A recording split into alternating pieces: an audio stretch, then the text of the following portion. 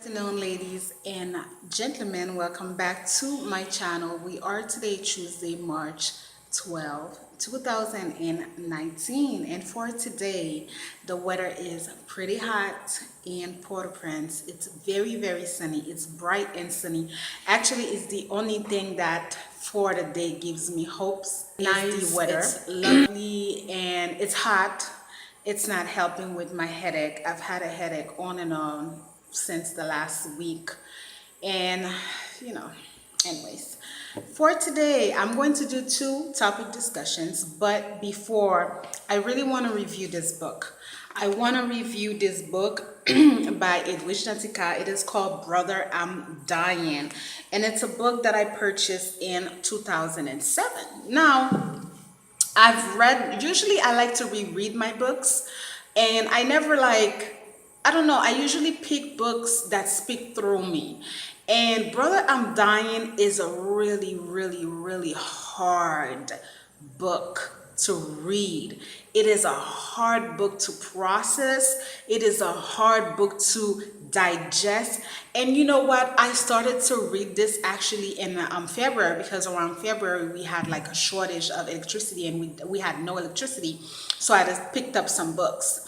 And I read one book that I'm going to review for you, which is Movement of Karma in a Heartbeat.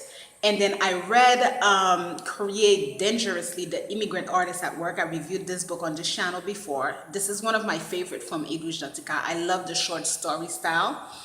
And I decided to pick up this one to reread it. But the thing with this book is that as I was reading it, because Haiti was going through what it's still currently going through, and because of how I felt like I just couldn't process this book. So this book has been a pain in my butt. Oh, excuse me, I think the neighbor has someone. Yeah, excuse me. So this book really has been a pain in my butt to kind of like read. I'm slowly processing it. It's more than a book at this point. I feel like the story is speaking through me. I feel like it's asking me to ponder, reconsider, or see things for what they are here in this country. I feel like it's making me reevaluate my decisions. I feel like it's making me ask myself some hard, very hard questions, such as, will Haiti ever prosper truly the way some of us envision it to be? I feel like it's making me see things for what they really are and not what I would want them to be.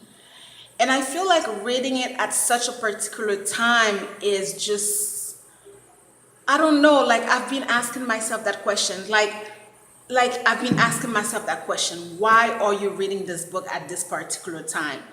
Why did you pick it up? Like, I want answers. I want answers. I want God to give me an answer. I want God to tell me, okay, this is why we want you to read this book. Like, I feel like it's not doing what I would want it to do. Like, I would want to read something light. I would want to read something fun. I would want to read something who's taking my mind off my reality, but I'm reading this. And it's kind of like, why? Why are you reading this? So, this book is the story of Edwidge Danticat's uncle, who was coming to the United States after the 2004 demonstration. Around that time, President Agustin was here in the country, and there was a lot of they wanted to, I think that they had already took him out, but there were a lot of demonstration from people from Bel Air who wanted to have him back, because initially these were the people who also fought to put him in power. And her uncle was caught up in the entire mess, and his church, everything was dismantled, because what happened was, at the time, the minister came in Bel Air, and they got into her uncle's church, and they went off the roof, and they started to shoot down, and they killed, I believe they killed 15. They shot 15 people. A few of them died. And the entire neighborhood gang up on her uncle's, demanding that he paid for the funeral, that he brought doctors to help with the people who had a problem.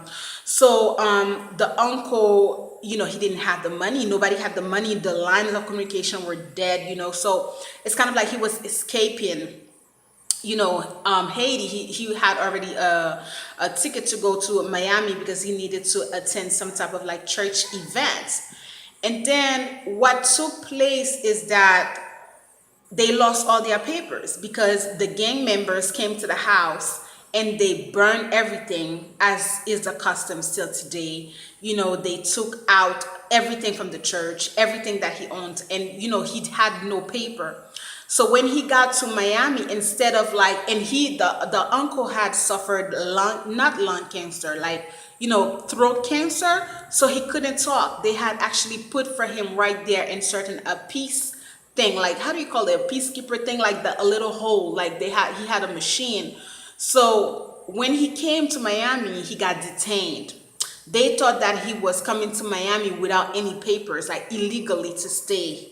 And it is the harsh story of his detained, how he was mistreated, how like the people who, I hate to call them officers, but the immigration, how they felt like he was lying to them, that he was putting up like a facade, like nothing, that wasn't true. What he was saying wasn't the truth, and they would not allow his son Maxwell to interpret for him. Like he suffered so much, all because he was escaping a situation in Haiti, and he was coming to Miami, and instead of being welcoming to him, instead of talking to him and have compassion, they mistreated him. This is a hard book. This is like, I do not recommend you to read this book if you suffered any type of traumatic experience like this. I do not recommend you to read this book if you are living in a country where the immigration policies is suffocating at the time. It's not going to help you. It's going to make you think. It's going to either bring anger out of you or bring sadness out of you. It's going to make you feel very different type of emotion. I really thank her for this book, because I feel like in this book it is the story of so many Haitian people, because there is a plague when you are Haitian, unfortunately, and it's still prevalent, and it is prevalent because of this governmental situation. I hate to go back to the government, but it is. So I do thank her for this story. And I remembered one time my father started to travel really, really late in life. And I remember one time he was flying back to Haiti, and he got detained because he was bringing to Haiti his friend's car needed like some parts, so he was bringing that to him, but he was bringing it in his carry-on. So he got detained because they thought that he was carrying like a semi-automatic gun. And knowing my father can get really like uncomfortable when he's in a very, very different setting, when he doesn't have control. He can understand English, but he's not going to start talking fluently English, especially if he's nervous. So when my father came to Haiti, but everything, they were courteous to him, they opened it, but of course, like the whole process of them bringing like their dog to sniff the carry-on, of trying to figure out what he was carrying, if it was like a bomb or like a semi-automatic gun. So I can just imagine everything that went through his mind when they put him aside. All these things that happens around immigration and how someone can feel. So I remember when he was telling us, because he did come to Haiti, and then when he was telling us what happened, I felt angry. I felt like I was helpless, and I remembered that book.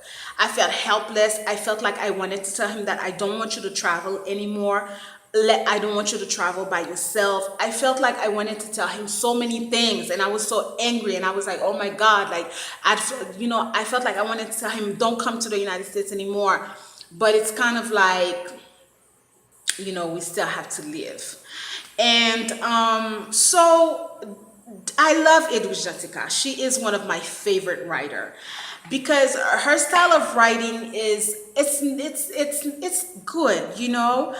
I feel like she depicts the stories the way that they are supposed to be. So there is always different tones in the stories. And also what I love with her writing style is that it's literally perfect in terms of grammar. For someone like myself who wants to dive in a lot into the writing field, I feel like what I'm missing at times is just the technicality, like the punctuation, how to write, like just the technicality, because I feel like my creative style of writing is pretty good.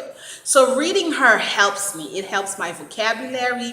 It helps me see what I want to do. It helps me, like, now that I read her, I don't only read the stories. Sometimes I look at things like that. So I love her style of writing, and I love the fact that she can alternate her style of writing depending on the book. For example, Brother I'm Dying is a very, very different style of writing, I find, than Create Dangerously, The Immigrant Artist at Work. It's very different style. So I'm loving reading her at this time of my life because I want to take my writing style and to a more professional, like, it's already professionally, because that's how I make my money, really, but I kind of like want to up my game a little bit more. So do I recommend this book? I absolutely recommend this book. If you are on a vacation and you're relaxed, maybe you want to pick. It's not a fun book. It's not a fun book. It's not a book where you're going to be happy reading it. It's a book that is going to make you think. I feel like it's a book that I definitely recommend if you're not an immigrant. Let's say that you've always lived in a particular country and you've never traveled in elsewhere.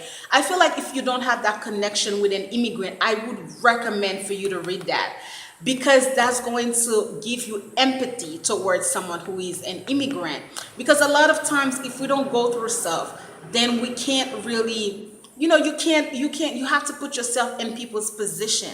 If you don't put yourself in certain people's position, then how can you say that you understand where they're coming from, right? So I definitely will recommend this book for someone who's always lived in a particular country but who's never had to leave their country, who's never had to go to a different country, and who doesn't understand what it means to, enter a border and, being questioned, being looked at as an alien, being undocumented, having this fear. So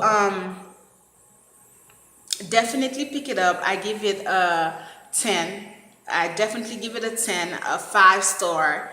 It's hard, but it's the reality of our lives. So thumbs up for Brother I'm Dying by Edwidge Danticat. Thank you so much for watching. I hope that you will pick it up.